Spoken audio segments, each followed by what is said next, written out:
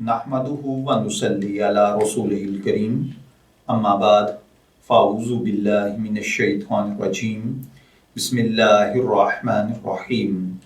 अस्सलामु अलैकुम dear viewers, आपके फेवरेट इंफॉर्मेटिव चैनल शऊर इन्फो से मैं हूं प्रोफेसर शब्बीर अहमद।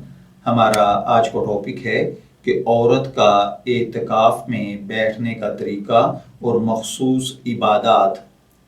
ये वफ़ा बिनते हवा हैं। इन्होंने कराची से पूछा है कि वो औरत के एतकाफ़ के बारे में मालूम करना चाहती हैं, किस तरह किया जाता है, इसमें क्या क्या किया जा सकता है और क्या क्या नहीं किया जा सकता, इसकी नीयत किस तरह करते हैं, क्या कोई ख़ास इबादत है जो एतकाफ़ में की जा सकती है।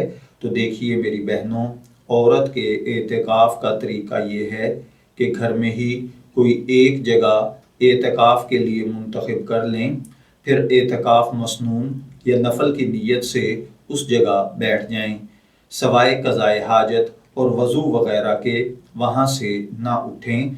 उस जगह पर बैठकर इबादात जैसा कि नमाज, रोज़ा, तलावत और ज़िक्र इलाही वग़ैरह करें। इस एतकाफ़ की हालत में कोई ख़ास इबादत मशरू नहीं है।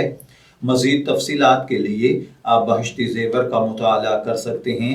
इसके अलावा आपके पास वक्त है, आप इस वक्त सलातुत तस्बीह पढ़िए, नवाफिल पढ़िए, अल्लाह से मांगिए, गुनाहों पर तौबा कीजिए, इस्तग़फ़ार कीजिए, आइंदा के लिए अज़म कीजिए कि अल्लाह वहदहू ला शरीक आपको गुनाहों से पनाह अता फरमा दे और आप ख़ुद भी अल्लाह के करम और फ़ज़ल के साथ गुनाहों से बचें और इन इबादात पर ज़्यादा से ज़्यादा वक्त खर्च करें।